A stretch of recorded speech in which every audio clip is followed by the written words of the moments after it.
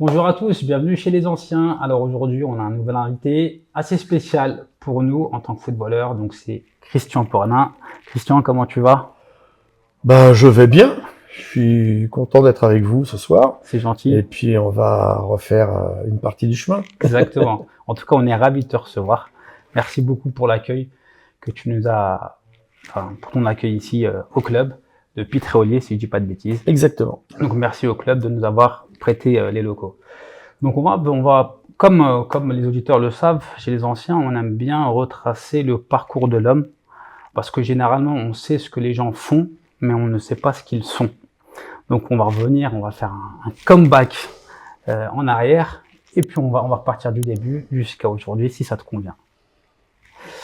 Alors dans un premier temps, la première question que je vais te poser, c'est où est-ce que tu es né, où est-ce que tu as grandi, comment s'est passée ton enfance? Parisien. Parisien, né dans le 15e arrondissement. Je suis né il y a 18 ans, je crois, 20 ans à peu près. Et j'étais le premier garçon, premier enfant d'une famille. Et donc, j'ai deux sœurs qui ont suivi régulièrement après, tous les 2 ans presque. Et on a été une famille du 6e arrondissement pendant longtemps, habitant au-dessus de l'imprimerie où travaillait mon père. D'accord. Voilà. Comment se passait l'éducation à la maison? Quel type d'éducation t'as reçu? C'était une éducation stricte. Il y avait des règles, notamment sur la politesse, sur le respect et tout. Mais c'est ce qui fait certainement ce que je suis aujourd'hui et les valeurs que je cherche à faire partager. Et donc j'en ai pris et ça m'a pas perturbé plus que ça. Donc voilà, c'était jeune premier à l'école maternelle Saint-André-des-Arts, pour ensuite rejoindre le primaire sur la rue de Vaugirard, à côté du Luxembourg, pas loin d'ici. Et après, il y a eu l'épisode important de mai 68, parce que le quartier a été bloqué. On n'a pas été à l'école pendant un mois, tellement il y avait des incidents partout dans le quartier latin. Et donc j'ai rejoint après mon CM2 le lycée Montaigne. À l'époque, c'était le lycée dès la 6e, et qui est devenu collège-lycée Montaigne, rue Auguste-Comte, juste à 200 mètres d'ici. Voilà. D'accord. Comment s'est passée ta scolarité, donc primaire? Est-ce que tu as eu des difficultés ou au contraire, tu étais plutôt un bon élève? J'étais un élève normal, travailleur, parce qu'il fallait toujours vérifier les devoirs. On pouvait que jouer quand le devoir était fini. Il n'y avait pas de télévision, il n'y avait pas de téléphone, et donc beaucoup de jeux seul avec les sœurs, et puis une existence heureuse dans un environnement assez porteur, donc il n'y a pas de problème. Après, le passage 6e, éloignement, traversée du jardin pour...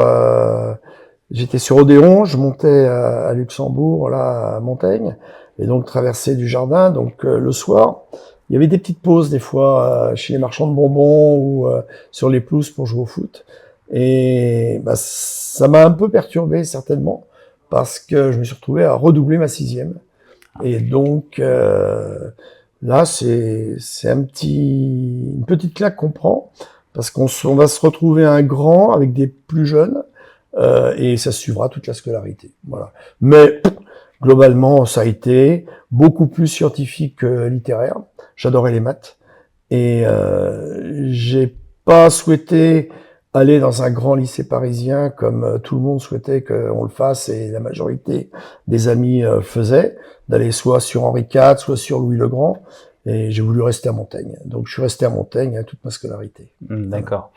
Dans ta scolarité, comment ça s'est déroulé? Parce que je sais pas si c'était comme aujourd'hui, c'était le brevet, baccalauréat, comment ça se passait à l'époque? Moi, c'était Oui, c'était la troisième avec le brevet, et puis bac français en première, et le bac après en terminale. Mais comme j'avais découvert un peu la joie du foot au Luxembourg et avec les amis, je voulais jouer en club.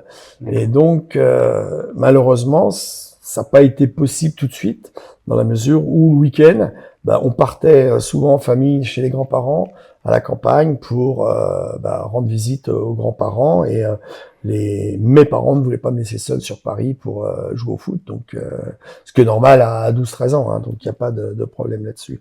Et puis, ça a été vers 15 ans le premier club ici pour démarrer en cadet avec un ami et puis un groupe de montagne. Voilà. D'accord, c'était quel club à ce moment-là? C'était Pitréolier. Pitréolier. C'était ici. Voilà. Patronage Ollier, Pitréolier, voilà. Qui ne jouait pas en FFF, mais qui jouait en FSCF. D'accord. Fédération sportive et culturelle de France. D'accord. Voilà. Donc à l'époque, tu étais à Pitréolier à tes débuts, et aujourd'hui, tu es retourné à Pitréolier. Voilà, c'est une boucle. J'ai lu cet après-midi que Neymar, qui avait commencé à Santos, allait retourner à Santos. Comme quoi? Il me copie beaucoup.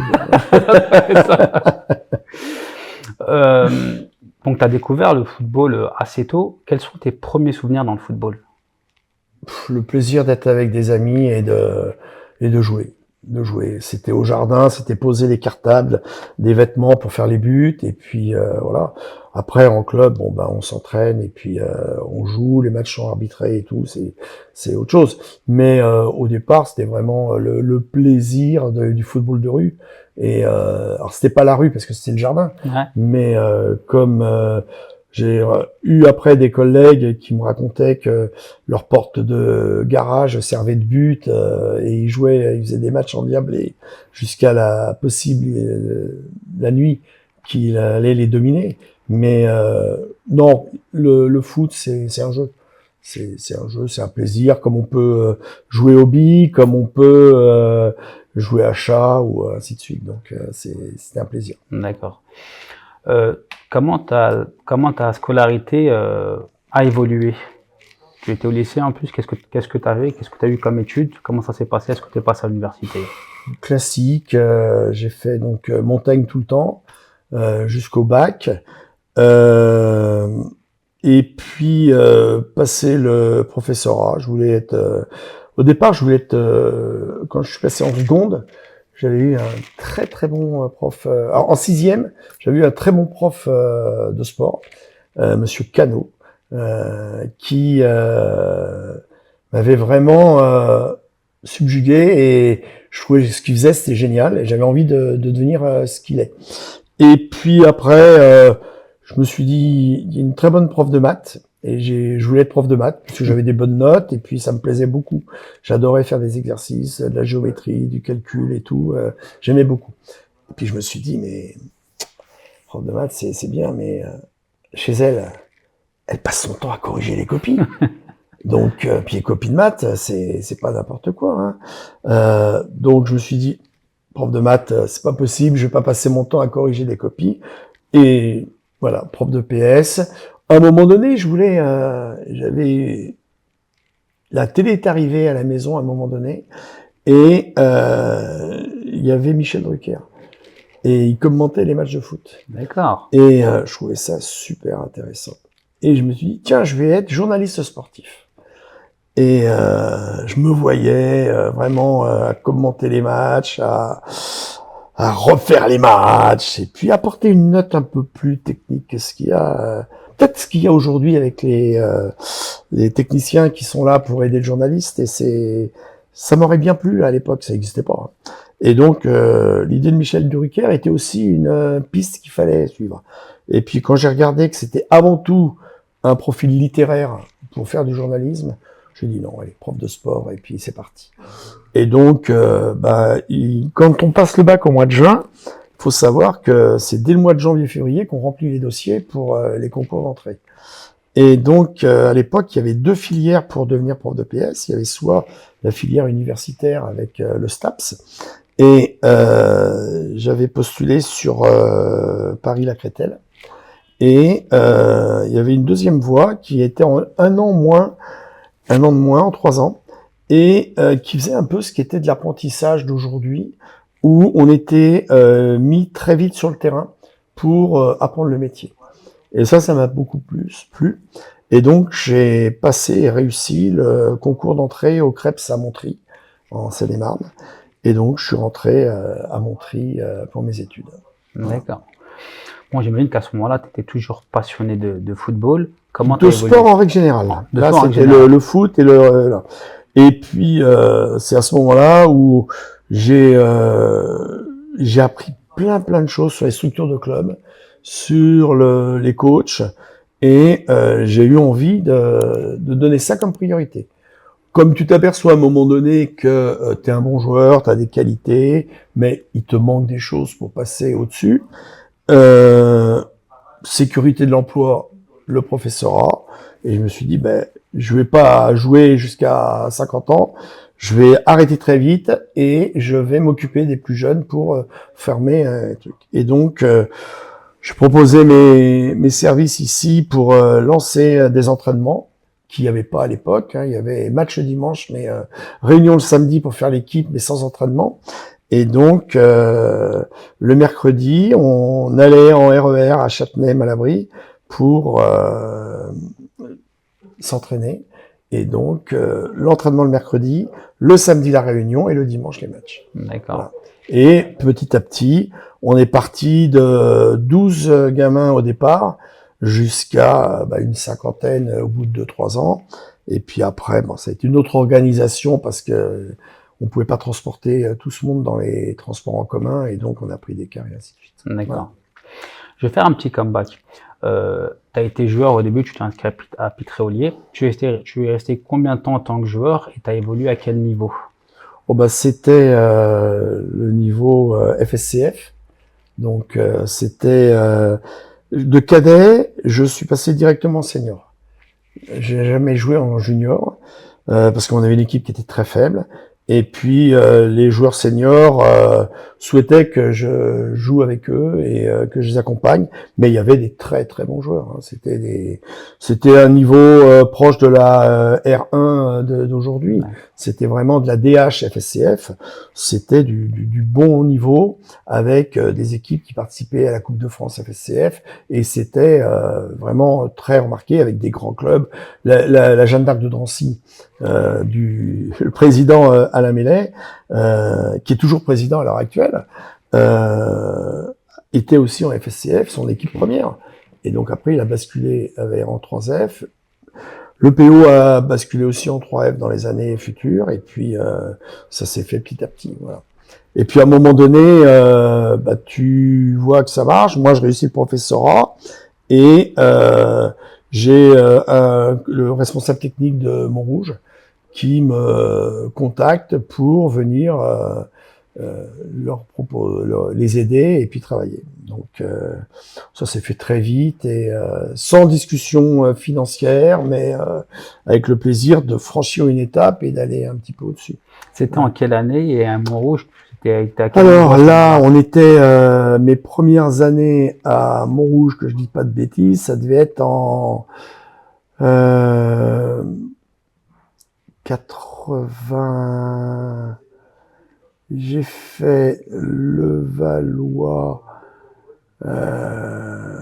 73, ouais 82, 83. D'accord. Et franchement, c'était magnifique. Explique-nous pourquoi c'était magnifique. Parce que c'était découverte d'une structure. J'étais responsable des équipes pupilles, minime cadet, équipe 3, donc les AC. Ouais. Il y avait à l'époque le challenge Maratra, Christophe Rombaud qui avait pupille minime cadet A en DH, Philippe Arnoux qui avait pupille minime cadet en réserve de DH, et moi qui avais l'équipe en district, pupille minime cadet. Et on faisait les pupilles, ensuite les minimes, ensuite les cadets. Ouais. Ça n'arrêtait pas. C'était intéressant. Et puis c'était 2 entraînements, c'était parfois 3 entraînements par semaine. C'était vraiment pour moi la possibilité d'exploiter un maximum de choses que j'aimais faire et qui me passionnaient. Donc ça, c'était vraiment un truc qui était très intéressant. Donc c'est bien. Voilà. Donc à ce moment-là, tu étais à la fois prof de sport et formateur, entraîneur. Comment tu alliais les deux? Ça se passait bien ou c'était Ah facile? oui! Oh bah, j'avais mon emploi du temps au collège, et puis à la fin de ma journée, je prenais les transports ou je prenais la voiture, et puis je rejoignais directement les stades pour les entraînements. Et puis si j'avais le temps, je repassais à la maison, me changeais, préparer au truc, et ainsi de suite. Mais c'était beaucoup de travail avec des des incidences sur les préparations de cours pour le collège et d'entraînement pour le foot. C'était du boulot. Okay, J'imagine. et c'était pas une équipe, c'était 3 équipes, donc tu proposais pas la même chose et tu avais des attendus complètement différents. Donc voilà. Quelles ont été les évolutions en termes de, en termes de coaching, est-ce que tu as commencé à apprendre au fil des années des équipes qui étaient de plus en plus performantes ou au début t'es resté à ce niveau-là? Non, après, bon, ça a évolué puisque le Maratra a été supprimé. Christophe m'a proposé les équipes DB et j'ai fait 1 ou 2 saisons avec les équipes 2. Et puis après, on a abandonné la formule de s'occuper des 3 équipes pour véritablement aller beaucoup plus sur une catégorie qu'une autre. Okay. Et donc là, j'étais plus à même de m'occuper des cadets, qui était un âge qui me plaisait bien au niveau des exigences physiques que j'aimais bien faire travailler, et puis l'ambition des joueurs de vouloir être un peu des champions et de vouloir progresser. Donc c'est intéressant. D'accord. Comment ça a évolué par la suite? Est-ce que tu as continué à Montrouge ou tu as changé de club assez rapidement? Alors, quand j'ai eu ma mutation à Colombes, donc passé de Saint-Denis à Colombes, j'ai vu qu'au niveau transport, c'était quand même compliqué. Donc, j'avais des amis qui étaient sur le club de Levallois. Et donc, j'ai fait Levallois sur la saison, ça devait être 92. 92, j'ai dû arriver à Levallois, 93. Et c'était Colombes-Levallois. J'avais du temps pour là, et j'avais que une équipe, donc c'était intéressant pour travailler avec une très bonne structure qui était encadrée avec Gilles Delouis et Patrick Plantier, Robert Admar, et véritablement c'était très performant mais très convivial. C'était vraiment quelque chose qui me plaisait parce que il y avait à la fois la simplicité et la compétition. D'accord. Donc c'est bien. À ce moment-là, le Valois, tu t'occupais de quelle équipe? Sur quelle J'avais division? les cadets. On est monté de DHR en DSR et en DH après. Ok. Voilà. Avec une belle génération sur la 2e année là qui était vraiment intéressante. Ok. Tu nous as dit que tu as été muté de Saint-Denis à Colombes. Est-ce que tu peux nous expliquer pourquoi? Parce que c'est moi qui ai demandé ma mutation. C'est le collègue de Colombes, Alain Yosia, un super éducateur, très bon prof, un gars vraiment magnifique, voulait rejoindre le Sud. Il était originaire de Marseille et il avait demandé une mutation au lycée du Parc Impérial à Nice. Bon, sa première année, il l'a pas eu, donc automatiquement son poste n'était pas libre. Moi, je l'ai pas eu, donc je suis resté sur Saint-Denis. Et l'année suivante, il l'a eu. Donc tout s'est enclenché directement puisque j'avais les diplômes pour prendre le poste de la section sportive sur le collège Jean-Baptiste Clément à Colombes.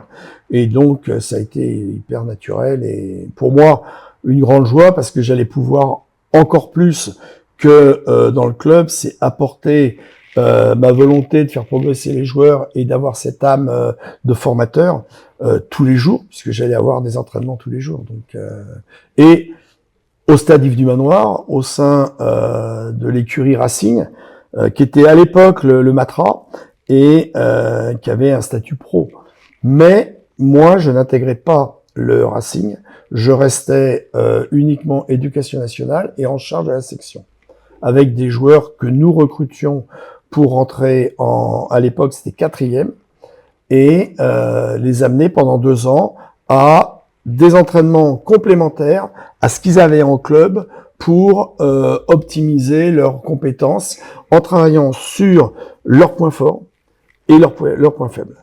Et je m'étais fixé par rapport à ce que Alain m'avait dit comme objectif, c'est que à la fin des 2 ans, il fallait que le pied faible soit aussi fort que le pied fort. Et on y a réussi. Bien souvent, on a réussi. Ça, c'est important. Est-ce que tu peux nous expliquer, parce que beaucoup ne connaissent pas, ce qu'est le sport-études, parce que c'est à la fois les études et le sport, donc presque on peut dire de haut niveau, j'imagine. Ouais. Est-ce que tu peux nous expliquer un peu ce que c'est? Alors, la devise, c'était réussir ses études en faisant du foot, c'est possible. D'accord?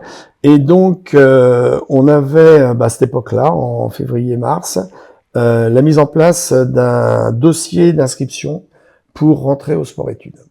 Donc, les familles qui le souhaitaient recevaient un dossier et pouvaient postuler pour demander une inscription de leur enfant au collège dans la structure sport-études avec un nombre de places limité. Et le concours comprenait des tests techniques et physiques et de l'observation en match. Et en fonction du nombre de places disponibles par classe, 4e et 3e, on prononçait l'admission après une commission paritaire sur l'analyse des dossiers scolaires et le dossier sportif, les résultats qu'on avait. Et donc, on avait généralement une 12, 15 places en 4e. Et puis en 3e, c'était 3-4 puisqu'on complétait par rapport à ce qu'on ne gardait pas pour la 3e ou ainsi de suite. Et donc, dans leur emploi du temps, quand ils étaient admis, ils avaient 2 fois 2 entraînements pour s'améliorer et progresser. Vu le succès et puis la dynamique que ça crée sur l'établissement, au bout de 2-3 ans, j'avais rencontré mon chef d'établissement pour lui demander si on pourrait ouvrir une classe de 5e pour commencer plus tôt et faire profiter davantage, un an de plus, les joueurs de la possibilité. Il a été emballé au projet et tout de suite, il m'a donné des heures supplémentaires pour faire une classe de 5e, commencer en 5e, puis 4e, puis 3e. Et bien sûr, ce qui devait arriver arriva, c'est-à-dire que 4-5 ans plus tard, je lui ai demandé les 6e. Et donc, il m'a dit, faut être sûr, parce que est-ce qu'on peut faire venir des 6e Alors là, il fallait que ce soit un peu plus de proximité. Donc, on a réussi, parce qu'il y a un tel vivier de football, que je suis fier d'avoir pu développer la section pour amener les jeunes de la 6e à la 3e avec la section sportive. Ça veut dire que j'avais regroupé les entraînements 6e, 5e ensemble, 4e, 3e ensemble, et j'avais une alternance d'entraînement avec une particularité, c'est que le mercredi matin, ils avaient entraînement. Ce qui fait que certains joueurs doublaient le mercredi, comme en centre de formation, la séance. Séance avec moi le mercredi matin et séance avec le club l'après-midi, parce que je voulais pas pénaliser les clubs pour qu'ils aient pas leurs joueurs. L'objectif, c'est pas ça. Et c'est d'ailleurs un point important, parce que beaucoup de clubs, quand ils ont commencé à mieux se structurer, ont un peu boycotté les sections sportives, parce qu'ils ont dit que c'était leurs joueurs, et qu'ils voulaient les avoir à l'entraînement. Et pour qu'ils les aient à l'entraînement tout le temps, quand ils avaient 3 ou 4 séances d'entraînement, notamment au Racing ou au club de bon niveau aux alentours, ça faisait trop avec le sport-études. Donc moi, je souhaitais, c'était dans leur emploi du temps, ils avaient obligation de s'entraîner, et je demandais au club de leur alléger une partie, puisqu'ils avaient plus d'entraînement que les autres. Certains clubs l'ont très bien compris. D'ailleurs, c'est eux qui ont eu les joueurs qui sont sortis et qui ont bien réussi. Et puis, d'autres, c'était leurs joueurs, c'était leur programme. Donc, on les prenait plus parce que c'était pas possible. Voilà. Mais donc, la section sport-études, qui maintenant on appelle plus section sportive, permet aux jeunes d'avoir dans l'emploi du temps 2 entraînements et d'avoir un suivi vraiment sur le plan médical, sur le plan scolaire et sur le plan sportif. Ah ouais.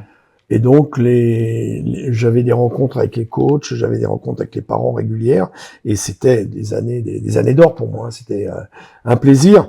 Et franchement, il y a eu des joueurs qui se sont entièrement bonifiés grâce à cette structure, mais pas grâce à moi, grâce à leur travail et à l'acceptation de ce qu'on leur faisait.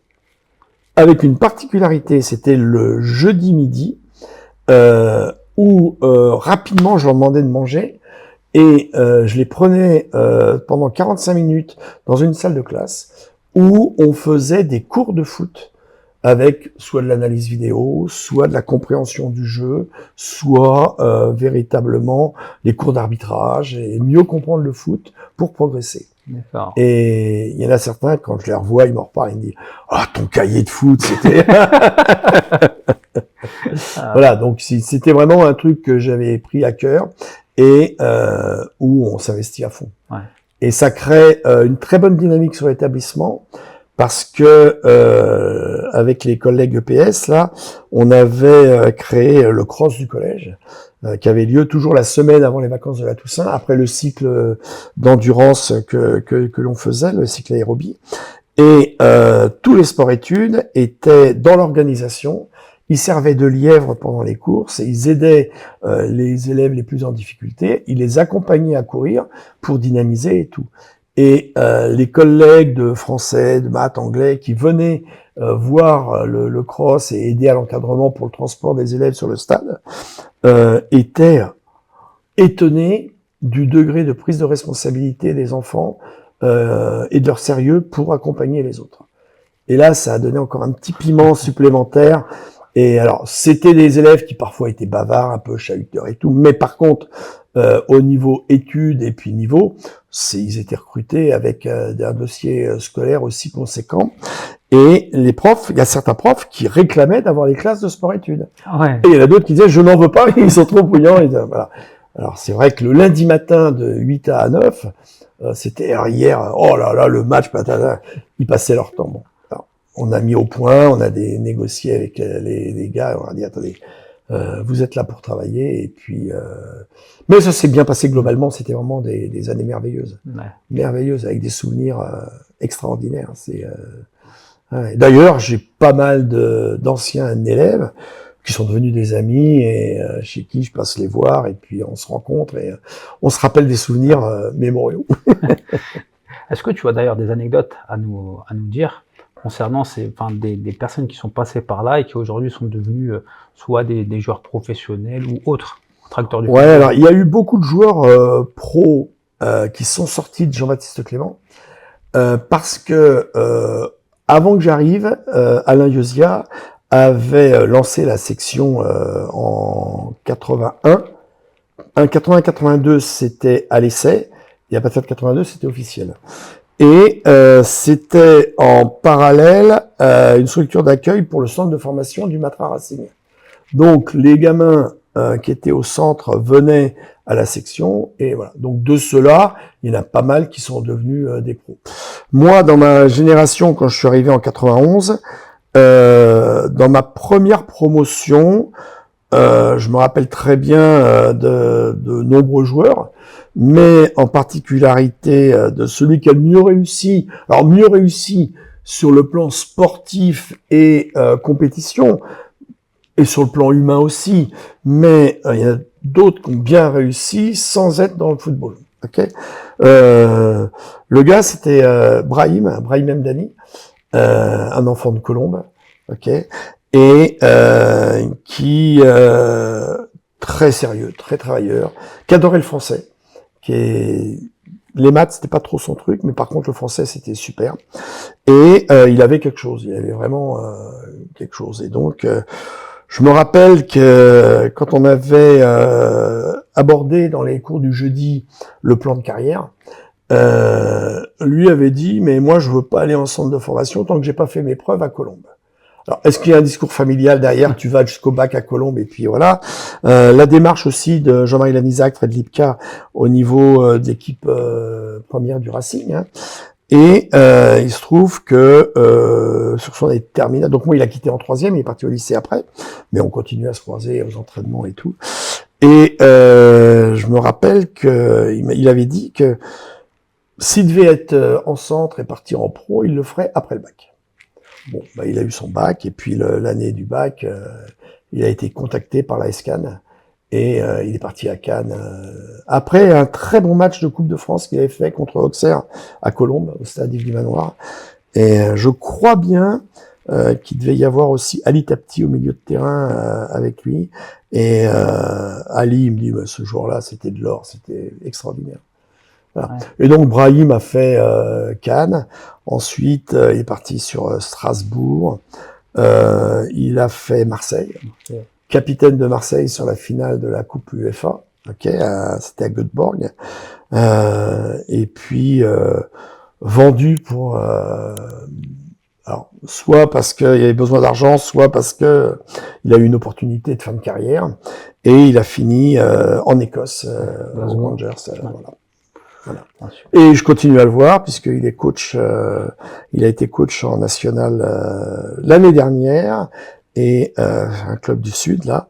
Et on s'est vu après le match qu'il est venu faire au Red Star, et on a discuté plus d'une demi-heure ensemble pour se rappeler un peu les souvenirs, et puis tout ce qu'il a marqué, parce que c'est important. Mais ils sont des dizaines comme ça. Là, je parle de Brahim, mais je pourrais en parler de dizaines d'autres. Voilà. Et à ce moment-là, enfin, la dernière chose qu'on a dit, c'est que tu étais à Levallois. Comment tu as évolué en tant qu'éducateur, entraîneur? Est-ce que tu Alors, à Levallois, c'était très bien structuré, très très carré, avec des très très bons coachs. Moi, j'ai eu une très bonne génération. Il se trouve que dans la génération que j'ai eue, qui était la génération des 76-77, j'avais 75, 76, 77, j'avais 5-6 joueurs qui étaient au sport-études. Okay. Et donc c'est aussi pour ça que on a fait le lien entre les deux, et que le responsable technique de Levallois m'avait fait venir. Et ça a été des années extraordinaires. C'est avec quelques joueurs qui ont fait une carrière intéressante, et un qui est particulièrement brillante. Voilà. Et qui est-ce? Bah, c'était la génération 77 avec Didier Drogba, que j'avais récupéré par hasard. Il s'était présenté puisqu'il arrivait de Bretagne là, et il voulait jouer. Donc on a pu faire sa licence, vu ses parents, son oncle Michel Goba, et puis très assidu. Mais le problème, c'est que on était à Levallois, et lui, il habitait à Antony. Ah ouais. Donc si tu vois Levallois-Antony, c'est très loin. C'est très loin. Donc il arrivait un peu à la bourre à l'entraînement, et puis bon, je le ramenais, et pour le déposer au RER sur Port-Royal, c'était la ligne B, ça faisait gagner du temps, et ainsi de suite. Et donc ça a permis de beaucoup discuter, et un gars hyper simple, et très motivé, très très motivé. Un exemple, franchement, c'est un très très bon gars. Et puis que des très bons souvenirs. D'ailleurs, avec cette génération, la deuxième année ça devait être en DHR, je crois. Le mercredi, comme ils avaient un petit peu de temps et que j'avais séance que vers 18h, on s'était mis d'accord, j'avais vu avec le responsable technique, de faire du renforcement musculaire. Et on avait un petit créneau de 40 minutes à la salle de boxe de Levallois, donc c'était traverser la rue, et puis c'était en face au stade Louison Bobet, et on faisait un petit travail avec des petites charges, et puis du gainage, et puis du travail, et les mecs, alors là, ils étaient tous là, ils se regardaient dans la glace, c'était Monsieur Musclor et ainsi de suite, mais et ça tombait très bien, parce que derrière ce travail de puissance et d'un peu de musculation, ils avaient 16-17 ans, on retournait sur le terrain en séance d'entraînement, et là, on mettait de l'explosivité. Et là, c'était des séances, mais je me rappelle, c'était... ils accrochaient, ils mordaient à fond, parce qu'il y avait une bonne génération, au moins une douzaine de joueurs qui étaient vraiment intéressants, et j'avais une bien belle équipe, là. Voilà. Et puis bon, Didier, après, à y rester, le Levallois, il est monté avec les seniors, Et puis avec Repsik, il a pu travailler du spécifique attaquant. Et puis il y a eu la dernière année où moi je l'avais eu, il y avait eu un contact avec le PSG. Alors là, bon, je vais peut-être me faire pas lyncher, mais critiquer. C'est-à-dire que moi, j'ai dit à ses parents et je lui ai dit à lui, PSG, c'est une politique de vedette. Et tu vas y aller en 17 ans, tu vas jouer, mais après, ils prennent des vedettes et tu n'auras pas le temps de jouer. Pour toi, il te faut un club qui te tienne et il te faut une structure qui véritablement va te donner du temps de jeu. D'accord ? Et il se trouve que bon, il a été observé sur du championnat, à l'époque c'était du National 3, avec le Valois. Et les émissaires du Mans l'ont suivi et Alain Pascalou qui était coach là-bas l'a convaincu de signer au Mans et donc ça a été une très très belle chose pour lui parce que il a pu franchir une étape. Et il y avait Didier Kenyard aussi qui l'avait bien repéré et bien vendu au Mans. Et c'était important pour garder de la rigueur, mais franchir l'étape qui permet d'avoir plus d'entraînement, plus de répétitions, plus d'enchaînement et ainsi de suite. Bon, il est très vite monté. Et puis après, bah, ça a été Guingamp, Marseille, et puis toute sa carrière. Marseille, je pense qu'il a vraiment aimé d'aller à Marseille, et il aurait aimé y rester plus longtemps, mais bon, là aussi, contingence financière. Et donc, en 15 jours, il est parti sur Chelsea. Bon, et puis là, ça a été une très bonne chose pour lui, parce que ça lui a permis de gagner des titres, et puis de faire ce qu'il est aujourd'hui. Ouais. Mais j'insiste sur le bonhomme, le profil, c'est quelqu'un qui a eu une éducation exemplaire et qui véritablement est toujours resté humble. Et par rapport à ça, il a pu, comment dirais-je, il a pu ensuite donner à ses enfants ce que lui a reçu. Et c'est arrivé qu'on en parle tous les deux après. Et il dit, mais tu peux pas savoir l'impact que ça a eu sur ma vie personnelle. Et ça, c'est important. Et justement, j'ai eu Alain Pascalou, là, il y a 4-5 ans, après le Covid. Et il me dit, mais Christian, tu sais, nos valeurs, faut pas qu'on les lâche. Aujourd'hui, la société, ça part dans tous les sens. Et il faut qu'on garde nos valeurs et qu'on arrive à être plus fort que la société pour sauver le maximum de bons footballeurs et les mettre dans le chemin de la réussite. Et Alain, qui est aussi un grand passionné, c'est un monsieur qui a pas toujours eu des rapports simples avec Didier parce qu'il était un peu le père Fouettard, mais quand Didier en reparle, il est heureusement que je l'ai eu. Donc c'est important, donc c'est un ensemble. Et moi, c'est ce que je dis toujours, c'est pas j'entends des éducateurs qui disent ah ben moi j'ai formé tel joueur. Non. Tu as participé à une partie de la vie de la formation du joueur, mais c'est pas toi qui l'as formé. C'est avant, il a eu d'autres personnes, après il en a eu d'autres, et c'est l'ensemble qui fait que le joueur retient ce qu'il en a envie et il avance. Et puis après, en fonction des rencontres et autres, ça peut être dans le bon ou dans le mauvais. Exactement. C'est super ce que tu dis. Bah, d'une part, déjà, l'histoire de Didier Drogba. Et ensuite, sur les valeurs, d'où le nom de notre podcast qui s'appelle Les Anciens. Et c'est pour des témoignages comme le tien qu'on fait ce podcast-là et on veut remettre ces valeurs au goût du jour. Mais le mot valeur, derrière le mot valeur, il y a l'idée d'un objectif, fixer un cap. On veut amener le joueur meilleur que ce qu'il est. À quoi ça sert l'entraînement ? Moi, je me rappelle cette devise que Jean-Claude Gintini posait aux jeunes sélectionnés franciliens dans les sélections U15, U16. Et il prenait la devise de Nantes, c'était l'entraînement sert à rendre le joueur plus intelligent. C'est-à-dire qu'on va l'aider à se développer physiquement, tactiquement et tout, mais surtout le choix, c'est le joueur qui va le faire pendant le match. Et il va le faire en fonction de tout ce qu'il a emmagasiné comme contrainte ou comme orientation ou comme liberté pendant l'entraînement pour le reproduire en match. Et donc ça, c'est extrêmement, je pense que c'est extrêmement important. Et une des devises qui s'accommode un peu à la valeur, c'est, moi je l'ai gardé aussi du FC Nantes, c'est celui qui renonce à devenir meilleur. Et là, je vois déjà des anciens de la section qui doivent rigoler, parce qu'ils savent ce que je vais dire derrière. Donc, celui qui renonce à devenir meilleur, il cesse tout simplement d'être bon. C'est-à-dire que pour être très bon, il faut être bon, et il faut vouloir être meilleur encore. Ah, ça c'est à retenir. À retenir. Et c'est vrai que je l'avais écrit sur le papier en tête de la section, et il y en a qui rigolent, mais il le disait la fin avant que moi je le prononce, donc. Mais c'est vrai, c'est vrai.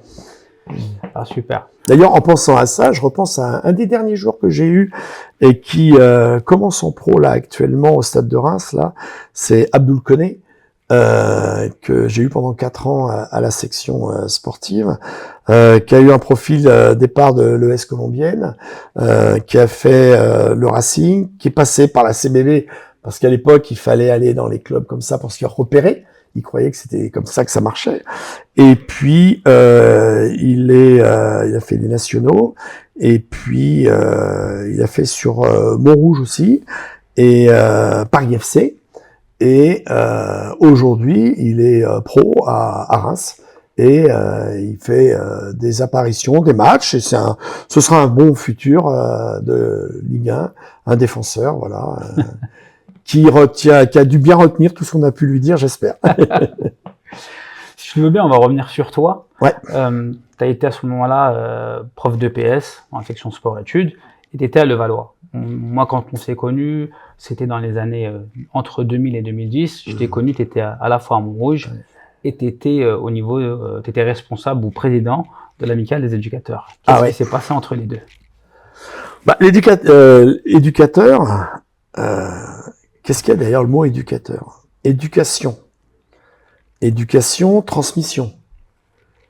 Transmission d'une technique, transmission de valeurs, on en a parlé.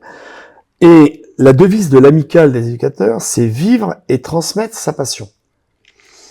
Et moi, je me suis tout de suite retrouvé là-dedans. C'est-à-dire, de par le district des Hauts-de-Seine, où j'étais en commission technique, on avait une amicale qui était forte, et l'amicale des éducateurs, 1947, Georges Boulogne. Donc Georges Boulogne, c'est Monsieur Football, centre de formation, tout plein de choses, qui était président de l'amicale des Hauts-de-Seine. Ouais. Quand il a arrêté les Hauts-de-Seine, qui est-ce qui lui a succédé? Jean-Marie Lavnisac. Jean-Marie Lavnisac, qui est un monsieur du football, un type extraordinaire, vraiment passionné, et des valeurs.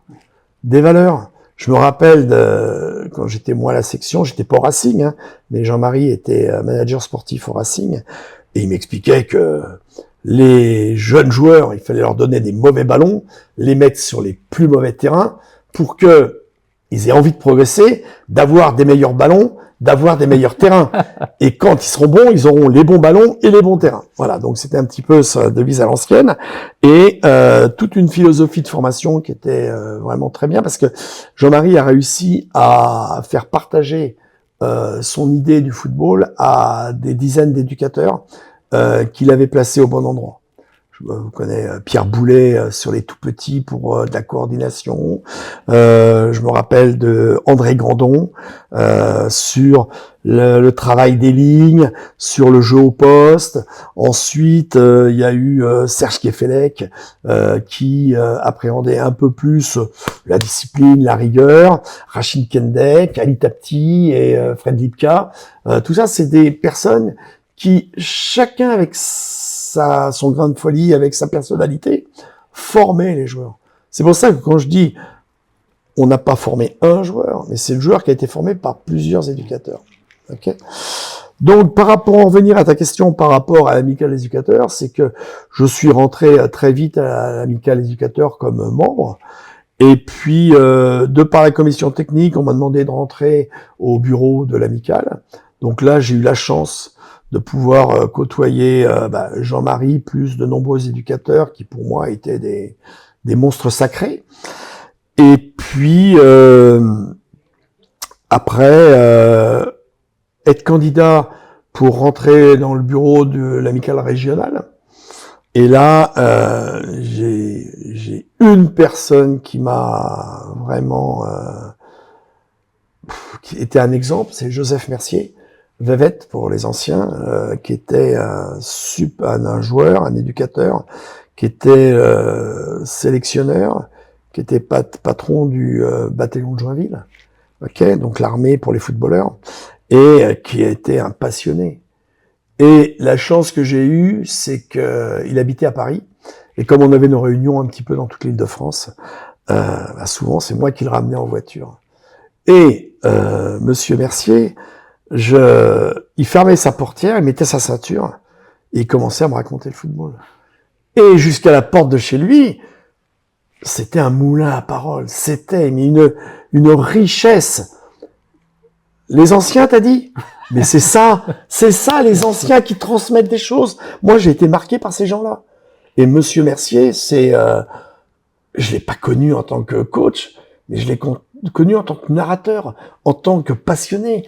Il m'a transmis des choses qui sont exceptionnelles. Et franchement, je dis merci parce que ça nous donne des idées. Et puis après, chacun en garde ce qu'il veut. Mais il y a beaucoup de choses à garder. Et ça, c'est sûr. Et donc, l'amicale, après, tu prends des responsabilités. Il y a des postes qui se libèrent. Tu deviens secrétaire de l'amicale. Tu deviens président. Et puis, c'est pareil pour l'échelon au niveau régional. Voilà. J'ai pas souhaité aller au-delà au niveau national. Parce que je pense qu'il y a des choses sur lesquelles je me reconnais beaucoup dans l'amicale. Puis il y a quelques petits trucs où je pense que ça pourrait beaucoup plus évoluer. Aujourd'hui, sur l'Île-de-France par exemple, on est en certaine perte de vitesse. Pourquoi? Parce que 2025, le coach, il peut avoir tout sur Internet, il peut avoir des recherches, il peut avoir tout. Et il cherche pas à communiquer, il cherche pas à savoir. Hop, il tapote et puis ça lui vient. Alors que nous, on allait chercher. Et là, c'est toute la différence. D'accord. Et c'est essentiel. Et il faut que les jeunes coachs qui avaient envie de véritablement progresser, avancer, vous teniez compte de ça. Vous avez plein d'idées, c'est génial, il faut aller dans vos idées. Mais aussi tenir compte de l'expérience des autres pour modifier peut-être certains comportements, certaines habitudes. Et aujourd'hui, ex-formateur joueur, je suis devenu formateur coach et j'ai eu la chance de travailler avec Ali Mousser, Romuald Damon, Romuald qui a été un de mes élèves à la section et qui est devenu mon patron à la Ligue à un moment donné, et Ali qui va partir la semaine prochaine pour devenir directeur technique de l'Algérie. C'est beau. Donc, félicitations à toi, Ali, et bonne chance. Et puis, celui qui est amené à le remplacer au moins pendant 6 mois là, c'est Julien Gou, un prof de PS qui était sur le Blanc-Ménil et avec qui je partage énormément de valeurs et notamment une volonté de développer le tutorat. Le tutorat, c'est l'accompagnement des jeunes stagiaires, des jeunes éducateurs pour répondre à leurs questions et les guider, les accompagner. C'est pas leur dire il faut faire ci, il faut faire ça, mais l'accompagnement c'est essentiel. Et par rapport à ça, il faut que chacun reste à sa place, mais je crois qu'il est extrêmement important que nous puissions transmettre des valeurs, je dis pas nos valeurs, des valeurs pour la sécurité des joueurs et pour la progression humaine du joueur, qui devienne un bon citoyen, qui devienne un très bon joueur, mais qui fasse pas n'importe quoi. Et ça, c'est important parce qu'il y a tellement aujourd'hui d'intérêts financiers, de personnes malhonnêtes qui gravitent autour des joueurs, voire des éducateurs, qu'il faut arriver à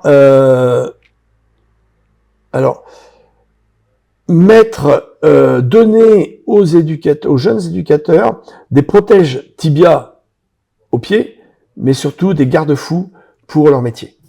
C'est important. Ouais. Au bout de un certain temps, tu es devenu président de l'amicale. Quel était ton rôle à ce moment-là?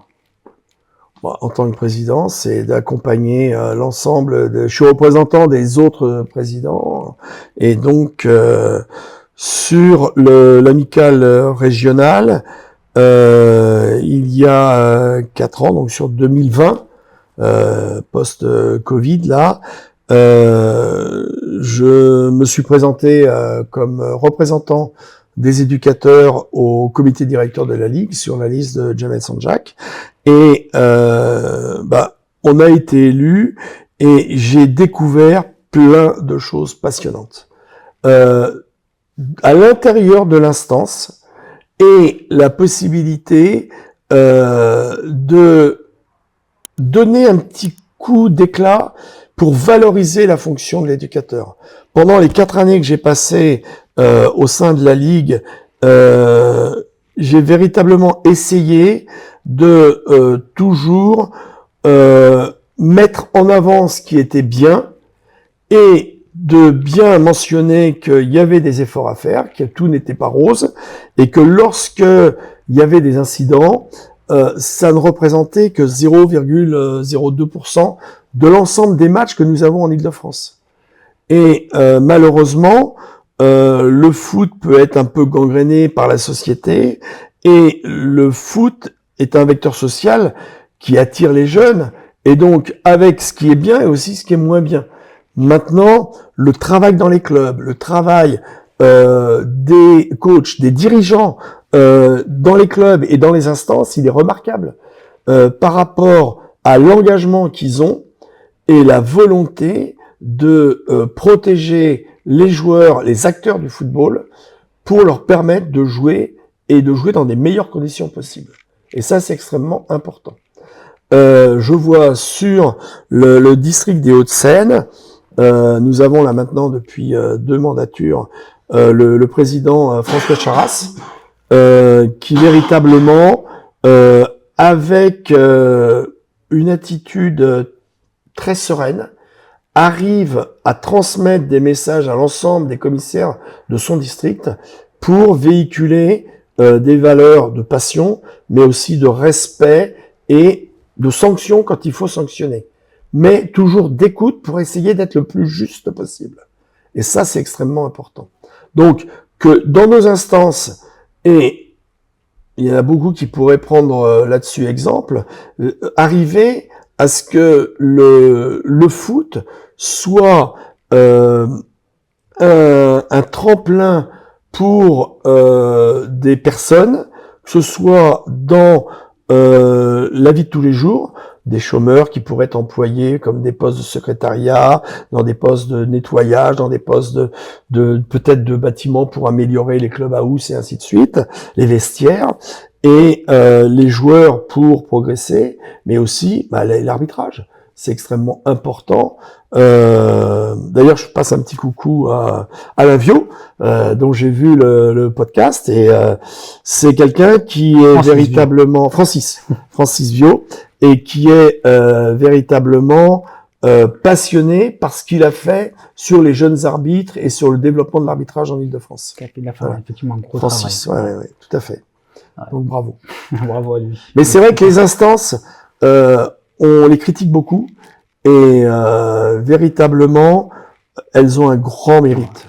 Ah ouais. Parce que elles ne sont pas souvent félicitées, souvent critiquées, et pourtant c'est grâce à elles que tous les matchs se déroulent tous les week-ends. Exactement. On peut même rajouter que la plupart d'entre eux sont bénévoles. Ah ben, ce ne sont que des bénévoles pratiquement. Là, sur les actions de détection que nous on fait, que ce soit pour les U13 sur le pôle Clairefontaine, que ce soit sur les détections, sur les sélections, c'est du bénévolat. Et voire même le district, nous, par rapport à notre représentant des éducateurs, là, Farid Gerfi, demande à ce que, en plus de la commission technique, on puisse être moteur dans une autre commission du district pour apporter la bonne parole des éducateurs. D'accord. Ça, c'est important. Ah ouais, effectivement. Farid, coucou aussi à toi. Salut Farid. Ensuite, tu nous parlais aussi, tu t'occupais des sélections dans le district de Hauts-de-Seine. Est-ce que tu peux nous dire deux mots là-dessus? On est un district qui a des clubs qui travaillent très bien. Et certes, les meilleurs joueurs évoluent en ligue et on les retrouve après dans des groupes de sélection.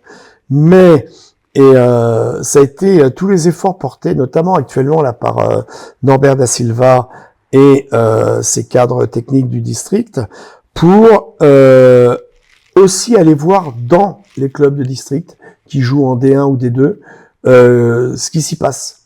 Et on a tous les 2-3 ans un joueur de district qui rentre dans les 16 meilleurs de sa génération dans l'équipe départementale. Et c'est même arrivé qu'il aille passer un ou deux tours au-dessus au niveau régional. D'accord. Sachant que la pyramide, elle est simple. Hein. On fait une détection, les meilleurs sont reconduits, et on arrive à un groupe d'une vingtaine, un match amical, on en garde 16, un interdistrict qui se déroule à Morfondé sur le magnifique campus de la Ligue, et contre les autres départements. Et là, il y a encore des observations, et l'idée, c'est de dégager une quarantaine de joueurs des meilleurs franciliens pour arriver ensuite à 24, puis à 16, pour faire l'équipe de la Ligue de Paris. D'accord. Voilà. Et là, quand on voit les listes des sélections nationales, la Ligue de Paris est toujours bien représentée. On a vu, je crois que c'était pour la Coupe du Monde 2018, qu'on avait 14 ou 15 franciliens issus des clubs des Hauts-de-Seine qui étaient en Ligue de Paris. C'est énorme. En équipe de France, pardon. En équipe de France A. C'est énorme. C'est énorme parce que ça travaille très bien.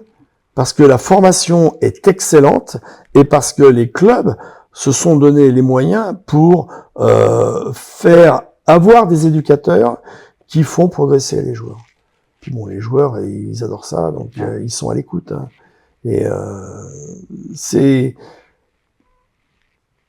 il y a besoin de tout. Il y a besoin des bons joueurs, des bons éducateurs, et puis la bonne structure. Parce que c'est pas parce que le club il va jouer en DH que il faut y aller. Si jamais son style de vie, non pas un style de joueur, pas profil de joueur, ne correspond pas à ce qui est véhiculé dans un club. Donc je crois que c'est important. D'accord ? Et moi, j'ai toujours dit aux joueurs qui avaient des qualités, ne regardez pas le nom du club et tout, mais regardez les éducateurs qu'il y a à l'intérieur. Et malheureusement, ça bouge de temps en temps. Et si on avait une meilleure stabilité, on y arriverait encore à des choses plus intéressantes. Mais globalement, le football français est quand même bien structuré. Bon. Et les joueurs qui méritent d'aller au-dessus, ils vont au-dessus. Ça, c'est important. Voilà. D'accord, super. Énormément d'anecdotes. Toi qui connais maintenant le football depuis X années, tu as dû voir une certaine évolution. Voilà. Est-ce que tu peux un peu me décrypter cette évolution des années peut-être 70-80 jusqu'à aujourd'hui? En termes de mentalité, mais je veux pas. En termes de... Je veux pas être ringard et je veux pas. On peut l'être, hein. Non, ce que je dirais, c'est que c'est différent. C'est différent parce que aujourd'hui, il y a très peu de joueurs qui restent devant un match de foot à la télé de la première à la 90e minute. On est dans du zapping.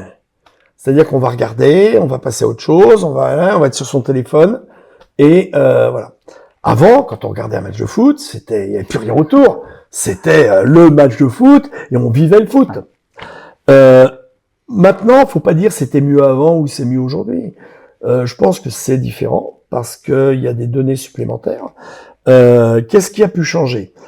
Le nombre d'entraînements est un petit peu plus élevé. Les coachs sont mieux formés dans le domaine des connaissances athlétiques. Donc, certainement que il mesure davantage le type d'effort qui est demandé à l'entraînement pour le faire en match. Ce qui est dommage, c'est que la compétition et l'enjeu prennent souvent le pas sur le jeu. Ça, c'est vraiment dommage. Et il y a des coachs qui sont excellents à l'entraînement. En match, ils sont des pestes. En match, ils sont invivables. Et pourtant, tu les verrais à l'entraînement, c'est vraiment très, très bien. L'idéal, c'est d'être maître de ses émotions et de faire abstraction de tout l'environnement qui peut exister, que ce soit les agents qui grouillent autour des terrains, que ce soit les parents qui sont autour, pour se concentrer sur son équipe, se concentrer sur ce qu'il veut obtenir de ses joueurs. Et quand le gars arrive à faire ça, franchement, il y a des équipes qui jouent vraiment bien au ballon. Il y a des équipes qui sont hyper agréables à voir jouer. C'est important. Et quand on regarde un petit peu le recrutement sur les U13 à Clairefontaine, d'ailleurs, moi j'aime beaucoup la façon dont le travail est fait, parce qu'ils essayent de savoir, de voir, d'anticiper sur ce que peut devenir le joueur plus tard. C'est-à-dire que celui qui a une avancée morphologique tout de suite, c'est peut-être pas ce qui est le plus intéressant pour fabriquer un joueur. Par contre, arriver à trouver une qualité des deux pieds, une capacité à se retourner sur soi-même, à lever la tête, à faire des choix simples, ou alors au contraire à dribbler et puis à éliminer et réussir, c'est des trucs qui sont bien. Et là, je crois que Christian Bassila et Michael Vallée arrivent à véritablement former des super joueurs avec un travail très précis et une évolution. Il y a des choses qui ont évolué, notamment sur le jeu au poste, sur le deuxième pied et ainsi de suite. Mais globalement, ça, ce sont des points positifs. Parmi les points négatifs, il y a ce qu'on appelle la génération Mbappé. C'est les parents qui ont un rôle qui peut être négatif, mais dans 4% des cas. 96% des parents sont positifs. 50% on les voit pas. Mais dans ceux qu'on voit, ils rendent service, ils aident dans les clubs, ils accompagnent, ils sont là. Et puis il y en a quelques-uns qui ne sont là que pour leurs gamins. Qui sont là que pour leurs gamins. Qui parlent aux autres joueurs en disant « Donne la balle à mon fils, pas si... » Voilà. Pourquoi? Parce qu'il y a eu un exemple, et puis il y a la possibilité d'un ascenseur social dans le football grâce aux petits. Moi, j'ai toujours été éduqué, et j'ai appris que c'était les parents qui travaillaient, qui ramenaient l'argent et qui finançaient les études des enfants. Aujourd'hui, on espère que ce soit l'enfant qui puisse changer la maison des parents grâce à une enveloppe. Comme quoi les valeurs se perdent. Je sais pas si c'est des valeurs ou si c'est des... si on se met des œillères et qu'on voit pas certaines choses, c'est dommage. Mais, alors bon, c'est un nombre réduit. Mais on en parle plus que des centaines de parents qui ne comptent pas l'essence qu'ils mettent dans la voiture, les goûters qu'ils offrent aux familles, les maillots qu'ils vont laver pour le bien du club. Et ça, c'est extrêmement important. Et c'est ça qui fait la force d'une structure, d'un club, c'est véritablement la possibilité d'avoir une équipe, un éducateur, des dirigeants et des parents qui accompagnent. Quand il y a ça, c'est le bonheur. C'est le bonheur. C'est un axe qu'il faut aller. Et la fédération doit aller dans ce sens-là et doit aider les clubs à mieux se structurer et avoir la possibilité de franchir des paliers. Ça, c'est extrêmement important. Et pas pour faire des pros, mais pour aider à ce que les joueurs prennent du plaisir et à ce qu'ils deviennent de bons citoyens pour être ensuite de bons pères de famille. Puis après, c'est boule de neige. Et ça va être fait. Maintenant, il faut que ça... Il y a des moments où c'est dur. Hein. On a envie de renoncer. Et pareil, dans l'engagement pour le bénévolat, tu parlais de l'amicale. L'amicale a vraiment besoin d'une nouvelle génération d'éducateurs qui viennent prendre en charge les amicales pour les conduire dans des voies qui sont peut-être pas les nôtres et qui seront plus sur de l'analyse technique, des débats, des rencontres, aller voir des centres de formation, aller à l'étranger, ainsi de suite. C'est un peu notre vocation, ça, l'amicale. Et aujourd'hui, ça devient beaucoup plus difficile. Avant, on proposait un centre de formation par an pour les amicalistes à découvrir, aller. Aujourd'hui, ça devient très difficile. Ah oui, d'accord. Parce que ils sont très pris. Dès qu'il n'y a pas de match, on prend des matchs amicaux. Donc, ça n'arrête pas. Et puis, s'ils le font pas, ils vont perdre le championnat. Hein. Ouais. Mais il n'y a qu'un seul qui est champion. Hein. Exactement. On arrive quasiment à la fin du podcast. Quelle est l'actualité pour toi en ce moment? Aujourd'hui, je suis donc revenu sur mon club du PO, PO Paris, centre de Paris, pas de terrain, Châtenay-Malabry. Donc le club est en train d'essayer de se restructurer en voulant déplacer son terrain, parce qu'on a des petits soucis d'évacuation d'eau ou autre, et par rapport à ça, on a la possibilité de racheter une parcelle pour reconstruire un nouveau stade. Donc c'est une aubaine, et on essaye de le faire, mais ça fait 4 ans déjà qu'on y travaille. Ça avance petit à petit, mais il faut attendre la fin des recours, la possibilité, et ainsi de suite. Okay. Mais mon travail d'aujourd'hui, c'est véritablement d'aider les jeunes coachs, puisque dans mon poste de travail, sur les catégories U12 à U15, je suis en charge de la formation de ces joueurs.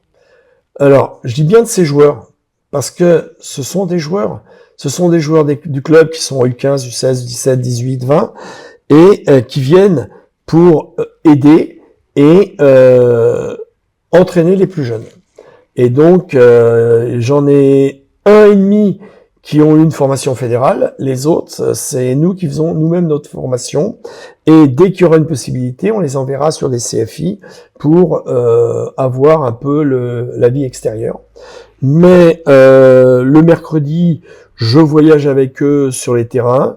J'observe les 4 groupes U12, U13, U14, U15. Je discute avec les coachs. Je leur demande de faire leur séance, d'avoir le suivi des joueurs. Et puis on en discute après pour voir. Je peux pas aller sur tous les matchs le week-end et je leur demande des comptes rendus de match et puis ne pas hésiter à me solliciter pour y arriver. Et puis notre activité, c'est toujours dans la formation, mais maintenant des coachs où avec le district on bosse sur des CFI pour encadrer. Et puis le tutorat, je t'en ai parlé un petit peu tout à l'heure, avec Julien Gou, on travaille beaucoup sur le tutorat des stagiaires en formation BEF et BMF, donc qui sont des titres à finalité professionnelle, et où il y a tout un protocole d'accompagnement pour leur stage de mise en situation pédagogique dans les clubs, et on les accompagne. Voilà, donc là je suis avec un joueur, Zied, là, qui est éducateur sur des U20 R3 au Racing. C'est un ancien pro tunisien, et véritablement on partage beaucoup sur son vécu et sur ce qu'il est amené à proposer aux joueurs. Et il est en train de créer une dynamique sur cette catégorie avec des joueurs qui sont issus du championnat 17 nationaux, mais qui n'ont pas encore le statut de pouvoir jouer en N2, donc par rapport à N3 même. Donc si tu veux, cette passerelle, elle est hyper importante et ça rejoint la post-formation dont je parlais tout à l'heure. Et ça, c'est extrêmement important. Et donc là, sur la Ligue de Paris, on est en train de mettre en place avec Julien Goutte le tutorat pour tous les candidats qui veulent passer le BEF, mais avec la VAE. VAE, c'est la validation des acquis d'expérience. C'est-à-dire que ils avaient un dossier à présenter pour dire ce qu'ils avaient fait et voir si ils remplissent le cahier des charges pour avoir droit à l'obtention du diplôme BEF, sans aller sur le terrain et avoir un an de formation. Par contre, ils ont un an de travail, de recherche, pour répondre aux critères des 3 UC, et véritablement, on est là pour les accompagner. Et donc, Julien a mis en place une équipe d'accompagnateurs VAE pour guider, pour écouter, pour essayer de répondre aux questions des stagiaires. Et ça, c'est encore une passion, c'est super intéressant. Et on est pointilleux, on va chercher, ce qu'on veut pas, c'est de la narration de ce qu'ils font, mais de l'analyse, pourquoi ils ont fait, comment ils ont fait, pour arriver à quoi. D'accord. C'est le foot. Super. Voilà. Et si je me trompe pas, le BEF, c'est un brevet d'État, qu'on soit d'accord. C'est un brevet d'État, c'est brevet d'entraîneur de football, voilà. Donc c'est le deuxième titre à finalité professionnelle après le BMF, brevet de moniteur de football. Super. Voilà. Écoute, Christian, merci beaucoup. Je vais juste te laisser le mot de la fin pour donner des conseils aux coachs, aux futurs coachs, aux joueurs, aux futurs joueurs. Bah, je sais pas, non, j'ai pas de conseils à donner. Le fruit de l'expérience fait que faut toujours avoir envie d'apprendre. D'accord. Comme le joueur, celui qui renonce à devenir meilleur cesse d'être bon.